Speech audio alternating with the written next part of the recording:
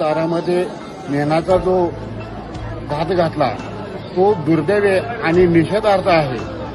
कारण श्री क्षेत्र ज्योतिबा येथे आमदार विनय कोरेने सुंदर हत्ती दिला होता आणि त्यामुळं एक नवचैतन्य आणि ज्योतिबाच्या उत्सवात त्याच्या एक वैभवात भर पडली होती.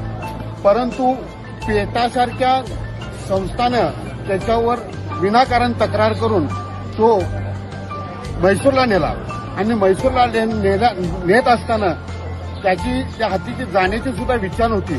परंतु त्यांनी हातापायी करून नेला. परंतु तिथं गेल्यानंतर दुर्दैव हे की 3-4 वर्षामध्येच त्या हत्तीचा मृत्यू झाला. ते तशीच घटना त्या नांदणी गावातील महादेवी हत्तीबाबत होऊ नये आणि सुप्रीम कोर्टाला सूतबुद्धी सुचवून तो हत्ती परत यावा यासाठी आमच्या ग्रामस्थांकडून श्री ज्योतिबा चरणी साकडं घालत आहे. ज्योतिबाच्या नावे चांगलं.